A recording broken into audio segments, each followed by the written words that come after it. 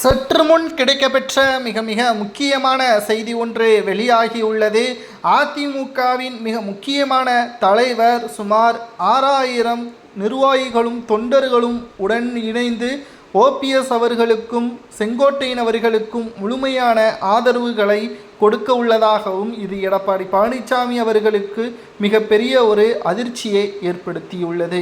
யார் அந்த அதிமுகவின் மிக முக்கியமான தலைவர் என்பதையும் இந்த வீடியோவில் நாம் முழுமையாக பார்க்க போகிறோம்.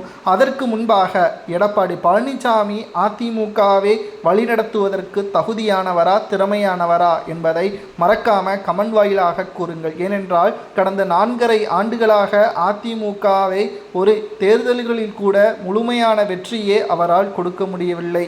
ஆனால் ஓபிஎஸ், சசிகலா, டிடிவி தினகரன் அனைவரும் ஒரே கட்சியாக ஒற்றுமையாக பயணித்தால் நிச்சயமாக அதிமுக திமுகவை தோற்கடித்து எதிர்க்கட்சி அந்தஸ்தை கூட திமுகவை இழக்க வைக்க அளவிற்கான தொகுதிகளை வெற்றியடைய வைக்கும் என்ற தகவலையும் நம்மால் ஆதாரத்துடன் பார்க்க முடிகிறது. அதாவது ராமநாதபுரம் நாடாளுமன்ற தொகுதியில் பன்னீர்செல்வம் அவர்கள் சுயேட்சையாக போட்டியிட்டார். சுமார் 3 லட்சத்திற்கு மேற்பட்ட ஓட்டுக்களை பெற்றார். ஆனால் அதிமுக சார்பாக எடப்பாடி பழனிசாமி அறிவித்த வேட்பாளர் கிட்டத்தட்ட 1.5 லட்சம் தான் வெற்றியடைந்தார். இது 3வது இடத்திற்கு அதிமுகவை தள்ளியது. ஓபிஎஸ் அந்த தேர்தலில் தோல்விதான்.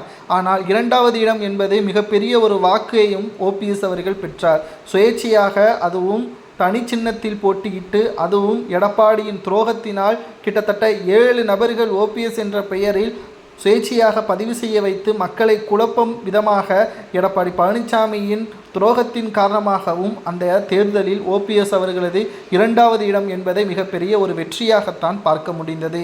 தற்பொழுது அதிமுகவில் இருக்கக்கூடிய மிக முக்கியமான நிர்வாகிகளாக இருக்கக்கூடிய KP முனுசாமி மற்றும் ஜெயக்குமார் போன்றவர்கள் தனது ஆதரவாளர்களுடன் செங்கோட்டையன் அவர்கள் மூலமாக ஓபிஎஸ் கட்சிக்கு, அதாவது அணிக்கு ஆதரவுகளை கொடுப்பதாகவும் செங்கோட்டையன் அவர்கள் ஏற்கனவே தெரிவித்திருந்தார். எடப்பாடியின் விசுவாசிகள் என்று கூறக்கூடியவர்கள் என்னிடம் தொடர்பில்தான் இருக்கிறார்கள். நிச்சயம் இதற்கான நியாயமான ஒரு நடைமுறைக்கு ஏற்படும். எடப்பாடியை நீக்கி அதிமுகவை கட்டமைப்போம் என்று செங்கோட்டையன் அவர்கள் பேசியிருந்தார்.